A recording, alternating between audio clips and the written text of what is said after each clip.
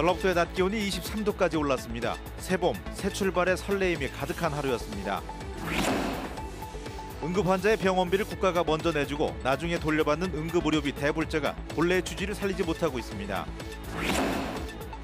주민들과 차량 통행 문제로 법정 다툼까지 벌였던 요양원이 화재 사고에도 길을 터주지 않아서 논란이 일고 있습니다.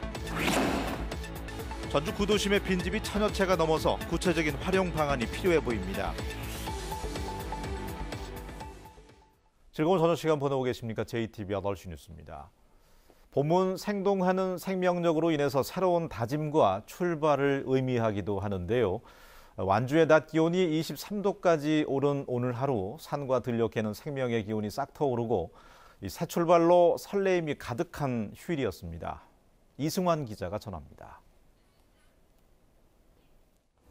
탐스럽게 익은 딸기 열매가 줄기마다 줄줄이 달려 있습니다. 농부들은 능숙한 손길로 먹음직스러운 딸기를 수확합니다.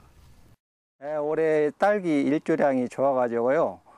딸기 알도 굵어지고 당도도 높아가지고 좋은데 이 가격 대비가 조금 주춤한 것 같은데 앞으로 좀 가격 대비가 조금 작년처럼 좀 좋았으면. 겨울에 꽁꽁 얼어붙었던 들녘에 봄 기운이 스며들자 지난해 심은 천빛살나무에도 새순이 돋았습니다. 농부는 부풀어 오른 땅에 넉넉하게 거름을 주며 땅심을 돋우는 것으로 한 해 농사를 시작합니다. 모든 식물이 그 주인의 발자국 소리를 듣고 이렇게 큰다고 그런 말이 있어요. 그게 뭐냐면 주인이 이렇게 자주 보살펴주고 자주 봐주고 하면서 더 좋아지는 것 같습니다. 대형마트는 새학기를 준비하는 학생들로 종일 붐볐습니다.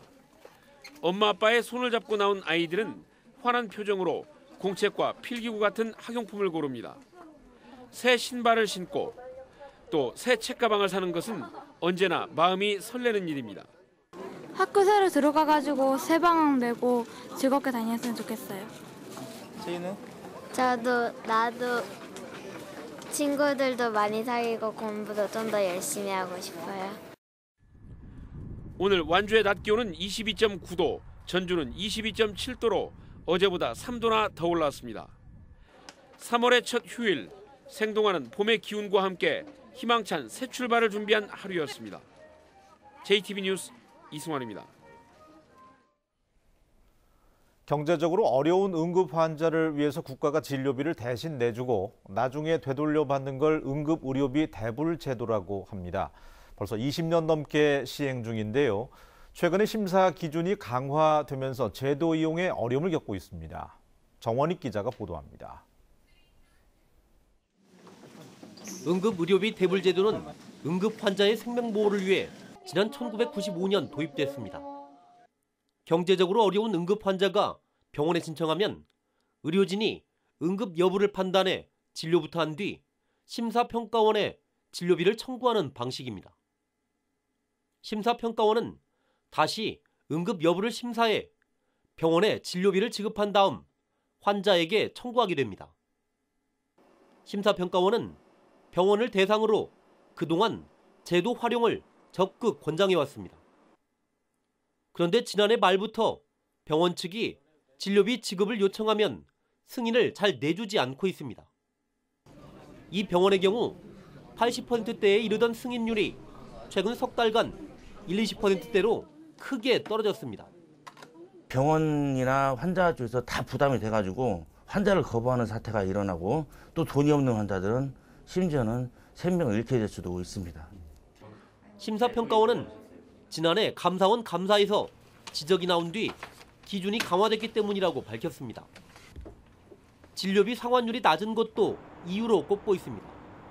좀 기준이 강화됐어요. 응급이라고 판단이 되면 청구를 하시는데 저희도 저희만의 기준이 다 있어요. 문제는 이 같은 상황이 계속될 경우 복지 개념에 가까운 이 제도 활용이 위축될 수밖에 없다는 겁니다. 그러니까 사실상 이거는 거의 복지 개념이랑 다름이 없는데 왜 적게 거두냐, 왜 많이 주냐 이렇게 말을 하는 건 좀 말이 안 맞. 생활이 어려운 응급 환자의 생명 보호를 위해 만들어진 제도가 제 역할을 할 수 있도록 정부 정책의 변화가 시급해 보입니다. JTB 뉴스 정원익입니다. 이 소방차가 급히 화재 현장에 출동했지만 길목에 있는 요양원이 길을 열어주지 않아서 자칫 피해가 커질 뻔했습니다. 요양원 측은 소방차의 출동을 알지 못했다고 설명했지만 사유지 통과 문제로 갈등을 겪어온 주민들은 의심의 눈초리를 거두지 않고 있습니다. 나금동 기자가 취재했습니다. 불을 끄기 위해 출동한 소방차가 급히 후진합니다. 이 길로 가면 200m 거리지만 요양원 측이 사유지라며 설치한 차단봉에 막혔기 때문입니다. 결국 소방차 넉 대는 현장을 코앞에 두고 2km 이상을 돌아갔습니다. 저희는 빨리 출동하는 게 생명인데 이 차단막 때문에 소방차 골든타임을 놓칠 수가 있습니다. 주민들은 요양원에서 화재 사실을 알면서도 길을 터주지 않았다고 주장합니다. 저도 했고 주민 분여위장님도 가서 했고 처음에는 열쇠가 없다고 하더니 그때는 이미 한 20분 이상 지난 상태고. 결국 이불은 450만 원의 재산 피해를 낸 뒤 1시간 만에서야 진화됐습니다. 한 주민은 3년 전 자신의 집 앞에서 불이 났을 때도 같은 일이 있었다고 말했습니다. 도로를 철사줄로 막아가지고 열쇠 땄다 풀렸다 이렇게 했습니다. 그래가지고 소방차가 못 들어오고 급하니까 불이 났는데 밭에로 왔죠. 밭에로 와가지고 진화 작업을 했죠. 이 도로는 몇 해 전 소유자인 요양원과 주민들의 소송 끝에 요양원이 승소한 뒤 평소 길을 막고 통행료를 받고 있습니다. 요양원 측은 화재 당시 누군가 초인종을 누른 뒤 바로 뛰어가 불이 난 줄 몰랐고 3년 전 화재 사건은 아는 바가 없다고 답변했습니다. 하지만 그동안 도로 통과 문제로 앙금이 쌓인 주민들은 사이렌 소리를 어떻게 듣지 못할 수 있었냐며 불신의 눈길을 거두지 않고 있습니다. JTB 뉴스 나금동입니다. 아파트 베란다나 화장실에서 담배를 피우는 분들 때문에 이웃들이 불편을 겪는 경우가 종종 있습니다. 이런 피해를 줄이기 위해서 경비원이 실내 흡연을 저지할 수 있는 법적인 근거가 마련됐는데요. 실효성은 떨어진다는 지적이 나오고 있습니다. 주혜인 기자가 보도합니다. 지난해 이 아파트에서 담배 때문에 접수된 민원은 26건으로 1년 전보다 2배나 늘어났습니다. 민원의 절반 이상은 화장실이나 베란다에서 피우는 담배 때문입니다. 베란다에 막 빨래 같은 거 놀면 그 담배 냄새가 이렇게 다 스며들 수도 있고 그냥 밖에 나가 있는데도 냄새가 나니까 같이 흡연하는 거나 같잖아요. 냄새 맡으면. 그래서 좀 쓰인 것 같아요. 이런 실내 흡연 피해를 줄이기 위한 법 개정안이 지난 10일부터 시행됐습니다. 경비원이 주민의 신고를 받으면 실내 흡연이 의심되는 집에 들어가 사실관계를 확인할 수 있고 담배를 피우지 못하도록 주의를 줄 수 있습니다. 하지만 경비원이나 관리사무소 직원이 집에 들어가 흡연 사실을 조사하고 주민에게 쓴소리를 하기는 힘듭니다. 입주민이 협조해주지 않는다면은 가정 방문이 좀 어렵고 아파트 실내에 있는 홍보방송이나 또 게시물, 개도물을 통해서밖에는. 보건복지부는 법안의 실효성이 떨어진다는 우려는 알고 있다며 아파트 흡연 문제를 주민자치로 해결하도록 힘을 실어준다는 뜻이라고 설명합니다. 실내 흡연이 아파트 공동체에서 큰 문제가 되고 있지만 정부는 어설픈 자세로 이 문제에 접근하고 있다는 비판을 받고 있습니다. JTB 뉴스 주혜인입니다. 전주 구도심에는 사용하지 않는 빈집이 1000여 채가 넘습니다. 빈집 때문에 주거 환경이 나빠지고 있지만 빈집 정비는 주차장을 만드는 수준에서 벗어나지 못하고 있습니다. 하원호 기자가 자세히 전합니다. 전주시는 낡고 오래된 이 집을 지난해 2천만 원을 지원해서 뜯어 고쳤습니다.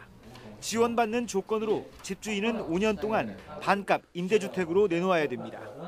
전주시는 빈집 정비 사업의 하나로 반값 임대주택 사업을 지난해부터 추진하고 있습니다. 하지만 올해 예산이 8천만 원밖에 되지 않아 큰 정책 효과를 기대하긴 어렵습니다. 빈집 늘어가는 추세 그런 것들 종합적으로 검토해서 예산 도하고 우리 시 예산부에다가 적극적으로 어필해서 추가적으로 예산이 확충이 되도록 노력할 계획입니다.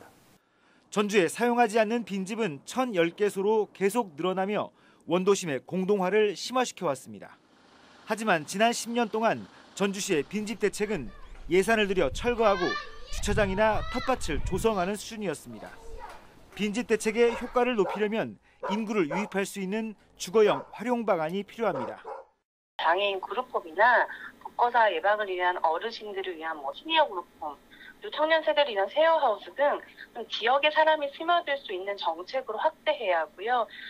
빈집을 철거하는 수준에서 이제는 빈집을 재활용하는 쪽으로 빈집 정비 대책의 근본적인 전환이 시급합니다. JTB 뉴스 하원호입니다. 전라북도가 오는 19일까지 시의원 선거구 획정안을 마련키로 했습니다. 전라북도는 내일 국회에서 선거법 개정안이 통과되면 곧바로 선거구 획정위원회를 소집해서 19일까지는 전라북도 의회에 최종안을 제출한다는 계획입니다. 도의원 선거구는 전주가 2명이 늘고 부안이 1명이 줄어들 것으로 보여서 전주의 시의원 선거구가 대폭 조정될 예정입니다. 새만금 지방환경청이 개청 20년 만에 전북 혁신도시 신청사로 이전했습니다. 지하 1층, 지상 4층 규모의 신청사는 전체 면적의 26%를 녹지 공간으로 조성했고 빗물의 재활용 시설과 지열 냉난방 시스템을 갖추고 있습니다. 새만금 지방환경청은 지역 주민들을 위해서 1층에 다목적실을 마련하고 청사 앞 광장도 상시로 개방한다고 밝혔습니다. 군산항에 다목적 관리부두를 조성하는 사업이 차질을 빚고 있습니다. 군산지방해양수산청은 군산항에 대형 해경 함정 등이 안전하게 계류할 수 있는 다목적 관리부두 공사를 추진해왔지만 국토부의 항만 기본 계획에 반영되지 않아서 실시 설계 사업비를 확보하지 못했다고 밝혔습니다. 군산해수청은 당초 오는 10월 공사를 발주해서 2020년까지는 부두를 완공할 계획이었지만 항만 기본 계획 반영이 늦어지는 만큼 공기가 지연될 것으로 보입니다. 전라북도가 지역 특화 산업 전문 인력 교육 기관으로 3개 대학을 선정했습니다. 전라북도는 군산대와 원광대, 전주대 등 3곳에서 올해부터 2년간 탄소와 태양광 등 12개 전문 교육과정을 운영한다고 밝혔습니다. 전라북도는 해당 교육과정의 대학생들에게 2년간 등록금 전액을 장학금으로 줍니다. 제2회 국제종자박람회가 오는 10월 김제 민간육종연구단지에서 열립니다. 전라북도는 국제종자박람회 조직위원회가 지난해보다 개최 기간을 하루 늘려서 오는 10월 23일부터 나흘간 박람회를 열기로 결정했다고 밝혔습니다. 지난해 처음 열린 박람회에는 12개 나라에서 온 해외 바이어 등 36개 기업과 9개 기관이 참여했고 관람객은 3만 6천 명을 기록했습니다. 농업 6차 산업을 활성화하기 위해서 생산관리 지역의 6차 산업 관련 시설을 허용하는 조례가 제정됩니다. 전주시는 생산관리 지역의 음식점, 체험관, 제과점 등 6차 산업의 농촌 융복합 시설이 들어설 수 있도록 하는 내용의 관련 조례안을 시의회에 상정했다고 밝혔습니다. 조례가 제정되면 연면적 합계 500제곱미터 미만의 농촌 융복합 시설이 생산관리 지역에 들어설 수 있게 됩니다. 날씨입니다. 전라북도는 내일 오후까지 돌풍과 함께 천둥, 번개를 동반한 비가 내리겠습니다. 예상 강수량은 20에서 60mm입니다. 내일 최저 기온은 4도에서 10도가 예상되고 오늘 23도까지 올랐던 낮 기온은 뚝 떨어져서 6도에서 10도의 분포를 보이겠습니다. 비가 그친 뒤에는 낮 기온은 10도 안팎을 유지하겠으며 목요일에 다시 한 차례 비가 오겠습니다.